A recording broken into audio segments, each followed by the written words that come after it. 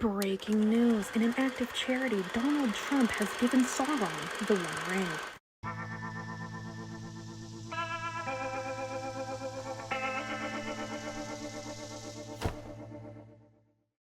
Hello, my friends, and welcome to another episode of The Dave Show. We've got a good one for today. We are just a little bit late, but we're going to be covering what happened with Zelensky and Trump at the Oval Office, and it's not good. So let's just get right into it. 10,000 subscribers. Let's do it. Vladimir Zelensky visited the White House today, and the meeting started as expected. It started actually pretty well. Yes, I had pretty close. How are you? Pretty sharp. He's all dressed up today. At the beginning of the meeting, there was kind of the small talk. Everybody was kind of feeling each other out. And the press was there, of course, covering this meeting. And one of the reporters asked Zelensky why he never wore a suit. Now, Zelensky kind of took it in stride, but I think this was the beginning of the end for this meeting with Zelensky today. Why don't you wear a suit? You're at the highest. Why don't you wear a suit? You're at the highest level in this country's office, and you refuse to wear a suit. Just want to see if you do you own a suit? Yeah, problems. A lot of Americans have problems with you not Really? respecting I the don't have dignity of this such- office. I will wear a costume after this war will finish. Okay. Yes, maybe one. Maybe something like Maybe this. something like Yes, yours. sir. Yes. That'd be great. Maybe something better. I don't know. I do like your clothing, by the way. Yeah, really? Even though I think he's Yeah, a great guy, yeah. by the way. But I don't know if you two like each other. But you know what? I think No, he's no, dressed. I think he's why? dressed I like beautifully. this guy. I don't know I think him. he's dressed beautifully. So The meeting was going well until it wasn't. Vice President J.D. Vance brought up Putin and diplomacy with the Russians, and Zelensky kind of lost it. I want to see if we can get this thing done. You want me to be tough? I could be tougher than any human being you've ever seen. I'd be so tough. But you're never going to get a deal that way. So that's the way it goes. The path to peace and the path to prosperity is maybe engaging in diplomacy. We tried the pathway of Joe Biden of thumping our chest and pretending that the President of the United States' words mattered more than the President of the United States' actions. What makes America a good country is America engaging in diplomacy. That's what President Trump is doing. he killed our people, and he didn't exchange prisoners. We signed the exchange of prisoners, but he didn't do it. What kind of diplomacy, JD, you are speaking about? What do you mean? I'm talking about the kind of diplomacy that's going to end the destruction of your country. Yes, but if you are Mr. not President, strong- with respect, I think it's disrespectful for you to come into the Oval Office and try to litigate this in front of the American media. Right now, you guys are going around and forcing conscripts to the front lines because you have manpower problems. You should be thanking the president. Look, Putin broke deals in the past, but those have always been with Democratic leaders. There's a new sheriff in town.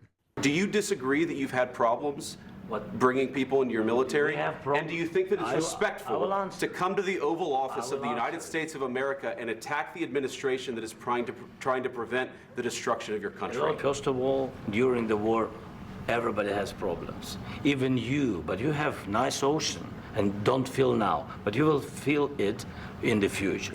God bless. You don't know that. God bless. You don't know God that. bless. You Don't- will not have gotta- a war. Don't tell us what we're going to feel. We're trying to solve a problem. Don't tell us what we're going to feel. I don't You're dictate. in no position to dictate what we're going to feel.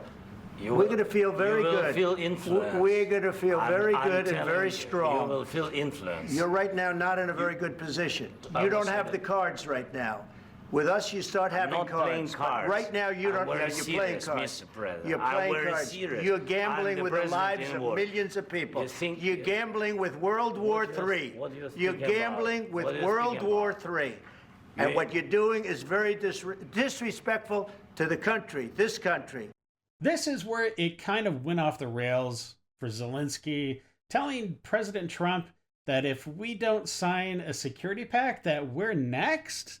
Look, Donald Trump is looking for peace. He is not looking for some extended proxy war. And the fact is that Zelensky just, he wasn't reading the room. And quite frankly, it would have gone a long way for him to just say, "Thank you, Mr. President," and move along. Have you said thank you once this entire meeting? No, in this entire meeting, have you said thank you? You went to Pennsylvania and campaigned for the opposition in October. Offer some words of appreciation for the United States of America and the president who's trying to save your country. Please, you think that if you will speak very loudly about the war, He's not speaking loudly. He's not speaking loudly. Your country is in big trouble. Can I Wait a answer? minute. No, you've done a lot of talking. Your country is in big trouble. I know. You're not winning. I know. You're not winning this.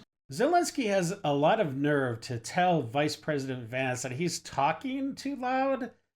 Look, he can talk any way he wants in the White House.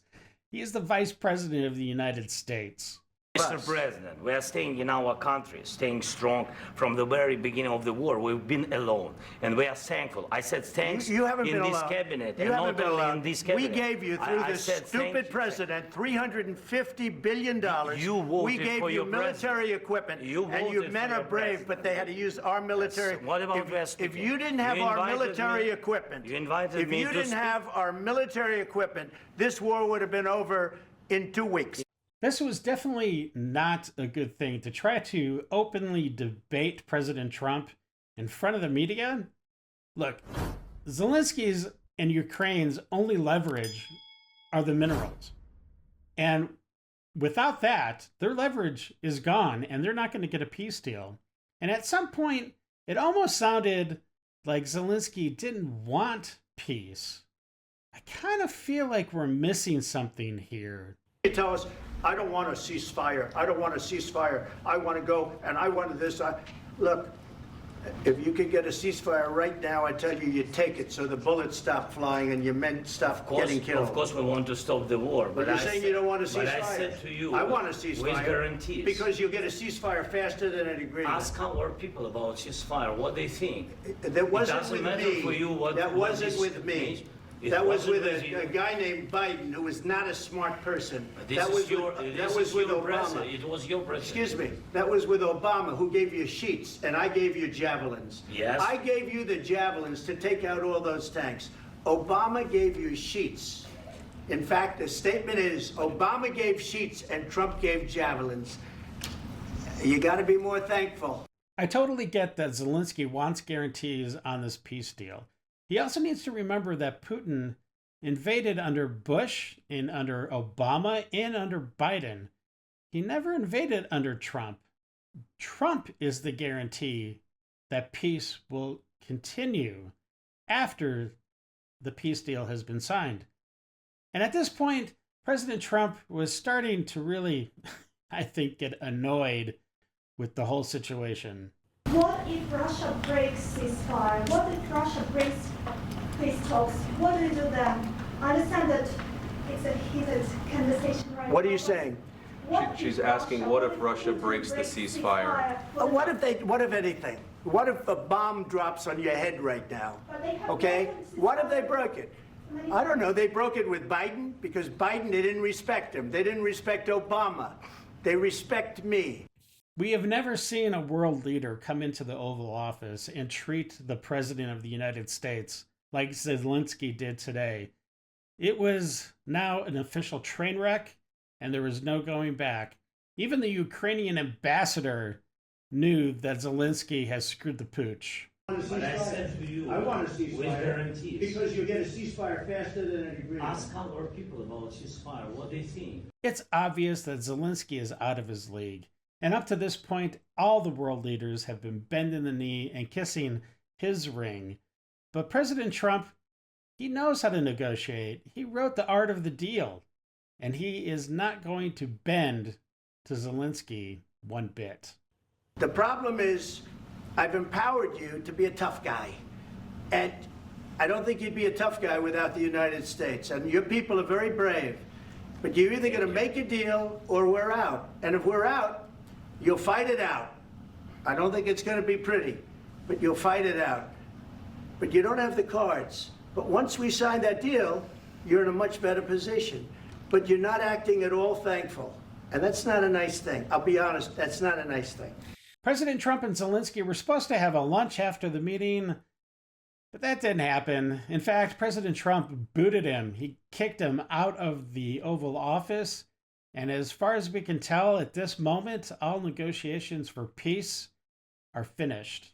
We had a meeting today, as you know, with President Zelensky, and I would say it didn't work out exactly great from his standpoint. I think he very much overplayed his hand. We're looking for peace. We're not looking for somebody that's going to sign up as strong power and then not make peace because they feel emboldened, and that's what I saw happening. I'm looking for peace. We're not looking to go into a 10-year war and play games. We want peace.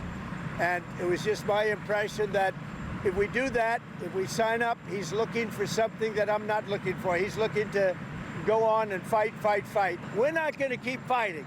You're going to get the war done or let them go and see what happens. Let them fight it out. After Zelensky was kicked out of the White House, it was reported that shortly afterwards, he wanted to come back to the table and talk to President Trump about the peace deal.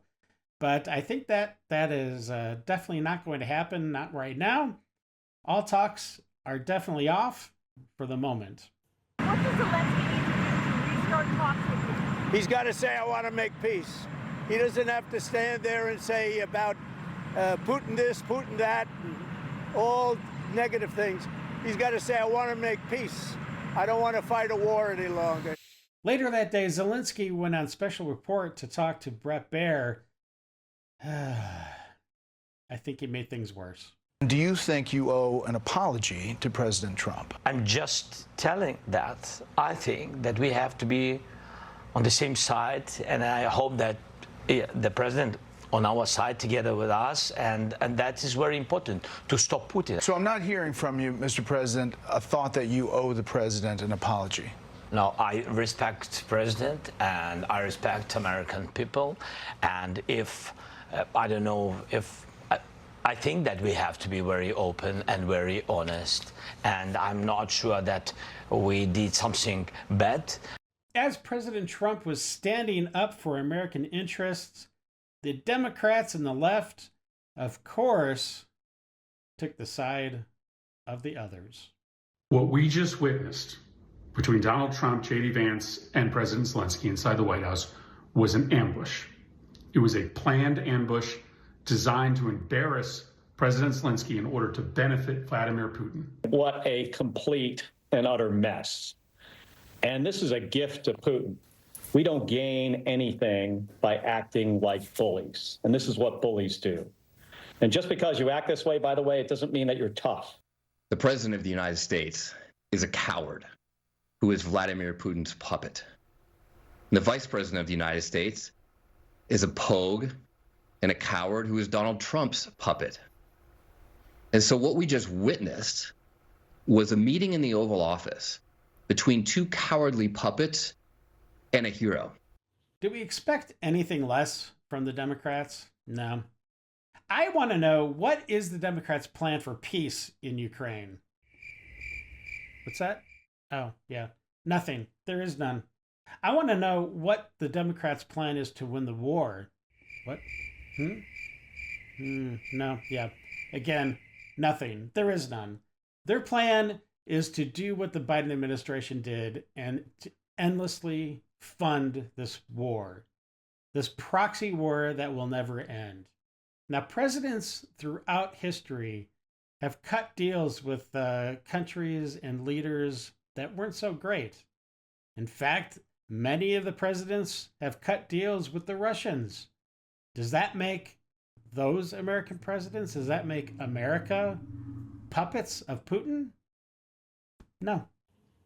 You want me to say really terrible things about Putin and then say, hi, Vladimir, how are we doing on the deal? That doesn't work that way. I'm not aligned with Putin. I'm not aligned with anybody. I'm aligned with the United States of America and for the good of the world. I'm aligned with the world, and I want to get this thing over with. Thankfully, some of us out there, like Stephen Miller, don't have TDS. He commented on what went down this afternoon with Zelensky and Trump, and it's pretty good. White House Deputy Chief of Staff Stephen Miller. Stephen, did you have any clue that Zelensky was going to come in hot like this?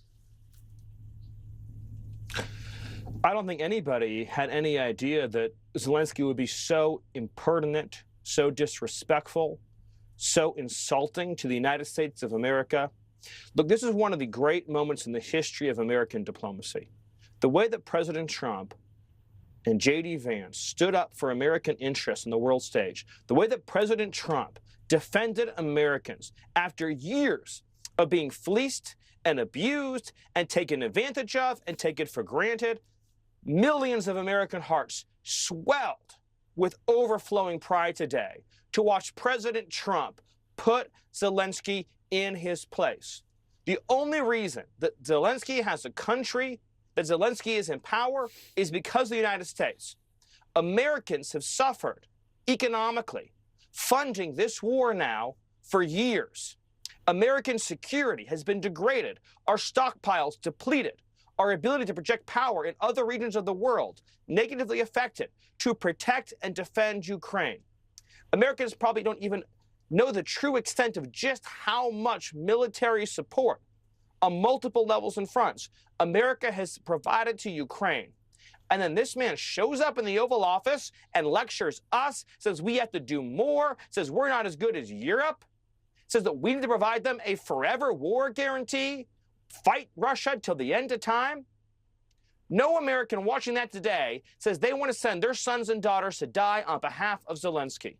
And President Trump was clear and firm and principled, saying either you're our partner for peace in ending this war, or we can't work with you.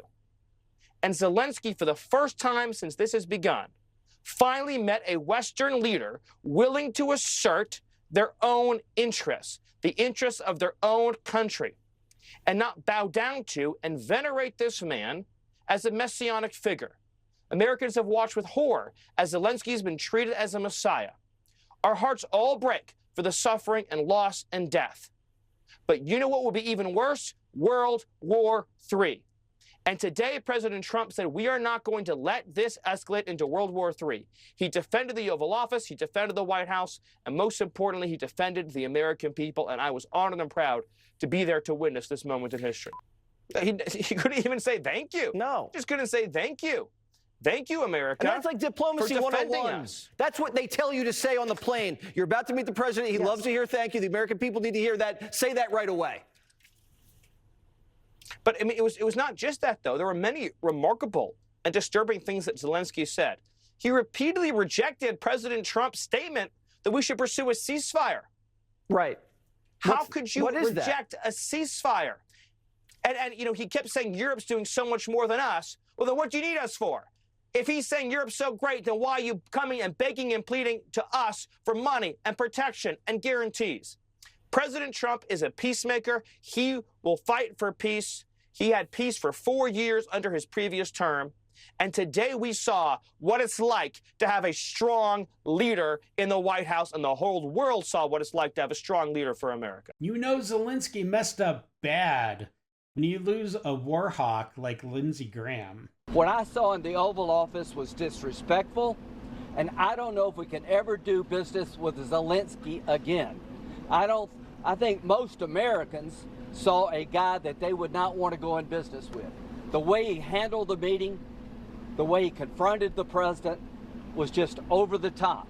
Let's listen to another couple of reactions to the disgraceful behavior that Zelensky showed to President Trump, and really kind of spit in the face of all the Americans that have given so much to help Ukraine. Because quite frankly, without the United States, Russia would have taken everything by now, and the war actually would be over. Hey everybody, Congressman Ronnie Jackson from the 13th Congressional District of Texas. I'm here at the Republican retreat in Key Biscayne right now, just catching up on some of the news of the day, and I am absolutely astonished at what I saw. This is a message from me as a member of Congress to President Zelensky right now. Don't you ever ever come back to this country again and disrespect our country, disrespect the Oval Office, and disrespect my president the way you did today.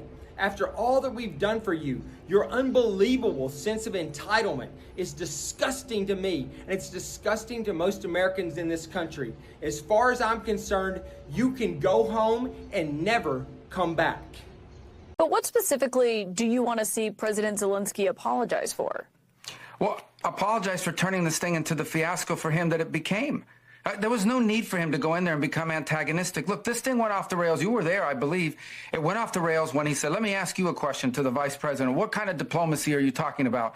Well, this is a serious thing. I mean, thousands of people have been killed, thousands. And he talks about all these horrible things that have happened to prisoners of war and children, all true, all bad. This is what we're dealing with here. It needs to come to an end. We are trying to bring it to an end. The way you bring it to an end is you get Russia to the table to talk. And he understands that attacking Putin, no matter how anyone may feel about him personally, forcing the president into a position where you're trying to goad him into attacking Putin, calling him names, maximalist demands about Russia having to pay for the reconstruction, all the sorts of things that you talk about in a negotiation. Well, when you start talking about that aggressively, and the president's a deal maker, he's made deals his entire life, you're not going to get people to the table. And so you start to perceive that maybe Zelensky doesn't want a peace deal. He says he does, but maybe he doesn't.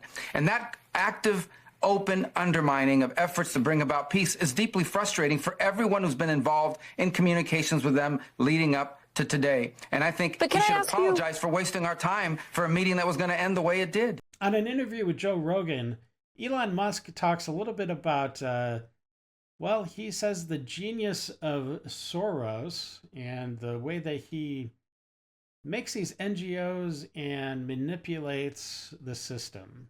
It's kind of a hack to the system where, you know, someone can get an NGO stood up for a fairly small amount of money. Like George Soros was really good at this. Like George Soros is like a system hacker. Like he figured out how to hack the system. He's a genius at arbitrage. I mean, these days he's pretty old, but a genius at arbitrage. So he figured out that you could leverage a small amount of money to create a nonprofit, then lobby the politicians to send a ton of money to that nonprofit, so you can take what might be, you know, a $10 million donation to a nonprofit to create a nonprofit and leverage that into $1 billion NGO. A nonprofit is a weird word. It's just a non-governmental organization. And then the government continues to fund that every year. And it'll have a nice sounding name, like the Institute for Peace or something like that. But really, it's a graft machine. And what are their requirements with that money? What do they have to do? Just really no requirements at all. So they just get grants and the government just assumes that they're doing good work. I think a lot of people in the government know that they're not doing good work. But it's a giant graft machine. Buckle up. You're about to enter the lib zone. Okay, so why should we be wrestling on Musk? Well, he's a bald-faced criminal. If you or I had walked into the White House and done what he'd done, or walked into the Treasury and done that, we'd be in jail. He essentially organized a fascist coup of our federal government. He spent $250 million to get Trump into office, and now Trump is serving as his proxy, his puppet. How's that different from like George Soros pumping millions into DAs and other political campaigns across America? How's that any different from what billionaire George Soros did? Well, he did not promote the idea of slashing all of our federal benefits. Would you just say that maybe the frustration here is that just because Trump is elected, that's why we're kind of upset at Elon? Because I haven't heard anything fascist in what you're saying. I mean, our kids are struggling here in Oregon. We have some of the worst school numbers, some of the worst test scores. It just came out, Fox 12 just reported that Oregon is falling behind the national average as far as economic boom and population decline. I mean, there's a lot of problems here in Oregon. I mean, are we not concerned about any of that? Of course I'm concerned. How does electing an incompetent, insurrectionist, fascist idiot like Trump going to help that? Well, Trump's not in charge of Oregon. What does that have to do with Oregon's problems, though? What does failing test scores with our kids have to do with Trump and everything? That comes from the Oregon Department of Education.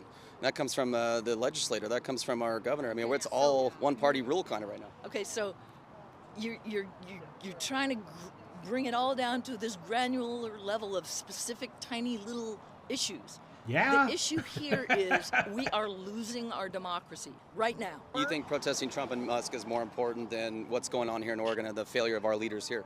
Well, everything about what we have here in Oregon as free people is going to be jeopardized by the loss of our democracy at the federal level. So yes. You didn't give me anything arrestable, though. I didn't hear anything. Even a fraction of what he did. What? Going into the Treasury and the... Oh, no. Well, he was appointed by the president to be the He was not... Trump appointed him. He was not appointed by the Senate. You're not worried about anything in Oregon here? It's all just arrest Musk and Trump? That doesn't make him above the law. What did Elon Musk do to break the law? You have to go and look at what he has done in the last month. And each and every one of those things is something that we would have been arrested for. I'm seriously hoping that you could tell me something so I could be with you and be like, I'm going to hold that sign too if you told me something. Yes, I have. She literally can't give any actual reason. No, she can't, because they have none. Them crazy eyes. They always have that look. Always have that look. Elon derangement syndrome. Take as directed for manic EDS. Libtard pharma. Said that she skipped her pills this morning. That's totally funny. Yeah, I thought this was really funny. I'm pro-oxygen, says Trump. Sweet, beautiful oxygen. And then, of course, the liberals are going to take the opposite response and then try to suffocate themselves. Because they don't want any of that sweet Trump oxygen. Just a little friendly reminder for the day that an executive order doesn't override the Constitution. That's true. So, your EOs are shit. You know why MAGA and the far left are so miserable? It's because she's not. They thought they were going to make an example and a spectacle of Vice President Kamala Harris. They were going to punish her when they've only punished themselves. One thing that I see about Kamala Harris is I don't see a woman that's broken. I don't see a black woman in misery. I see a black woman with hope and fearlessness in her eyes. And because of the work she's done for our country and particularly for the black community, she's deserving of this prestigious award. She's deserving of being honored at the NAACP. What has she done in the last 4 years as vice president? Under the Biden administration? Nothing. She's done nothing but provide the country with beautiful word salads. Since we're talking about deserving, you know who's not deserving of a Harris presidency? The American people, because you allowed your misogyny and your bigotry and your anti-blackness to be the downfall of this goddamn country. Really? Because I'm pretty sure we elected a black president twice.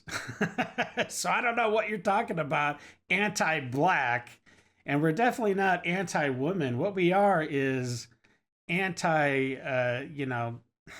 socialism, which is what Kamala would try to bring to the American people. We don't want anything to do with that. This country is not deserving of the continuous labor that black people continue to do for free. This country is What? I'm pretty sure she was paid as vice president, my man. I think you're mistaken about that. There's no...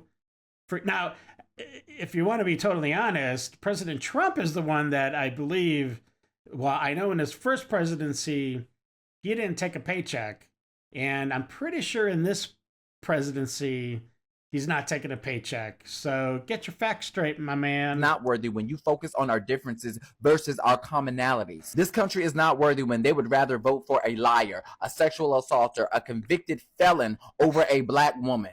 Our forever vice president, Kamala Harris, is not broken. So you didn't win. Black joy is real. Black joy is benevolent. And we find a silver lining in every situation. So while y'all saw things are sad and at home and miserable because you cut your nose to spite your face, just know that you will never put a frown on this black woman's face.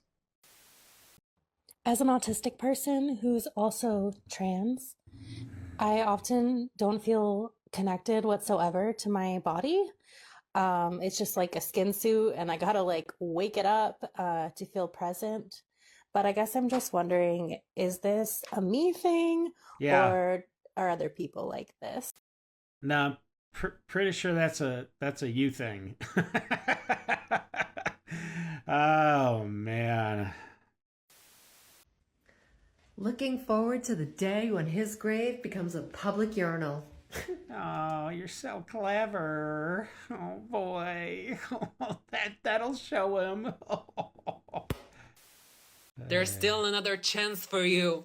Okay. There's still tomorrow. Don't give up. Not yet. Be hopeful. Be happy.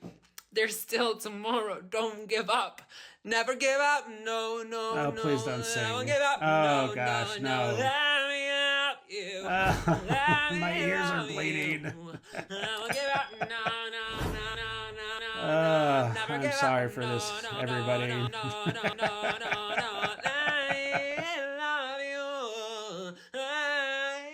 Yeah, we get it. Yeah, we get it. So you're saying freedom, Yeah. but it sounds like privilege is what you're afraid to lose. No. Something called mental shifting. And mental shifting is when a Therian gets kind of, their mindset becomes more like their stereotype. So I would become more wolf-like. So if I'm out in the woods, I'm full-on wolf. Like if I'm with close friends, what's the problem? Yeah, and what are you doing when you're out there? So we're running around. We do kind of play it as wolves. Like on all fours? At times, yes. Sometimes we're two-legged, making wolf vocal stuff. But here's something I might do when I'm out there as far as a howl. Sure.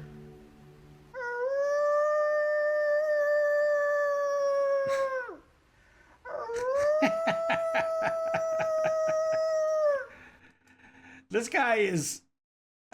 we've had him in other videos, or at least one other one, and he did the howl thing, and he's just so proud of that howl. You could just see it in his face, and the other guy's like, what the freak am I doing here? But I think they're all both probably pretty mentally... He is definitely mentally ill. Whoa. How long do you think it'll be until white people realize that if racism is not a deal breaker for them, that means they themselves are racist? Because, like, I'm sick of this shit, honestly. Honestly? Yeah, honestly, I don't know why you have to always bring up racism. You know, the vast majority of Americans are definitely not racist. At least in my opinion. But I do know where you sit politically because you've got the super over huge sized glasses and you've got the nose ring. So you're rocking the starter kit.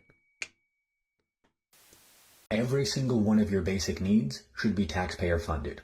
Food, water, healthcare, shelter, clothing, electricity, transit, access to the internet. These are all basic needs that we require to survive within this society. Most human needs require money, work, or time from someone else. Look at all the effort it takes for these blokes to get their basic needs. If you had a right to shelter, that would force this builder to build you a house for free. Hey! Oh, sorry! The only rights you're entitled to don't force others to work for you. Gotcha, bitch! The greater part of the population is not very intelligent, dreads responsibility, and desires nothing better than to be told what to do. That's so negative. Provided the rulers do not interfere with its material comforts or its cherished beliefs, it is perfectly happy to let itself be ruled. I woke up in a pretty good mood today. Can't wait to see how the government fucks that up. Oh boy. Oh, you guys, this is a big hell no for me. Oh, okay.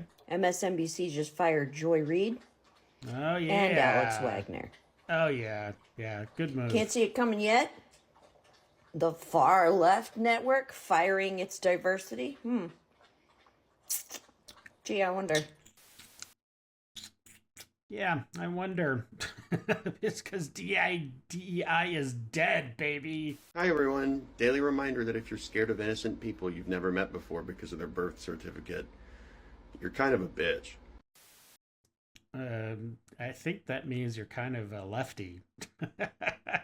Having the New York Times app and having notifications turned on for breaking news is crazy because I'm packing right now, watching Smosh on my TV. Breaking news, Trump threatens to blow up the entire planet if not given a little treat. Breaking news, Elon Musk says a slur and then cries under his desk for an hour. Breaking news, in an act of charity, Donald Trump has given Sauron the One Ring. I've seen a lot of people with stuff about fascism. What is fascism? Can you tell me what fascism is? Well, I'm gonna tell you, might want to read a history. I'm gonna tell you. I'm just asking what fascism is. I'm gonna tell you in a short bit Yes. of why I'm here. Okay, go for Short it. bit. I was raised with a granny that taught me if I listened to what Jesus said in the New Testament on how to live and go by that ethos in my life, I would be doing the right thing and I would die a happy man. And what I see the administration doing, everything they're doing is against that ethos of what I think Jesus would do. So warm. That's where it all comes back to for me. Did you feel that way about the Biden administration? No, I didn't. So when they were championing abortion for no reason up until birth, there are no restrictions on abortion at all, do you think Jesus would support that? I believe that a woman should have control of her own body. You're given more. You want more gun rights. Well, can you answer my question? Rights over her body. Yeah, well, a woman doesn't have to register in certain states just to exist, so that's... It's time for Dave's Detox. Brandy, how you ride your bike with your pet chicken? Oh, jeez. Oh, no! It's a killer goose!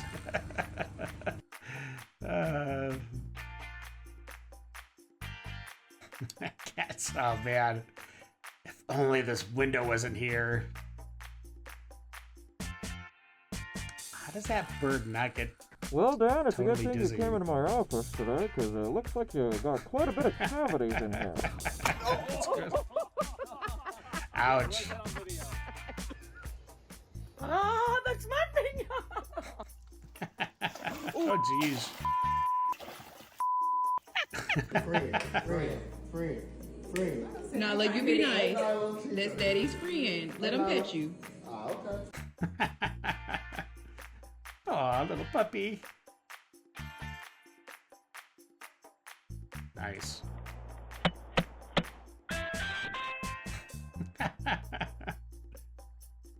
Aw. Brushing the crow?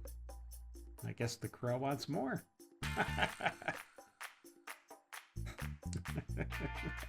It's like our cat. Holy jeez. Wow. Little baby bear. Clark, do you have my water bottle? Can I have it, please? May I drop it? That's funny. Oh, nice. Go! Very cool. Wow, there's a baby deer just chilling with the family? What's going on there? It's pretty cold. Well, listen, I hope you enjoyed the detox, and I hope you enjoyed the episode. If you did, please subscribe, like, share, slap that bell around, boom, boom, and tell your friends about Idle Hands. All right, well, until the next episode, stay safe, know that you are loved and appreciated, and until we meet again, have a good day. I got nightmares in my head, I fear that the thoughts build up until I can't hear.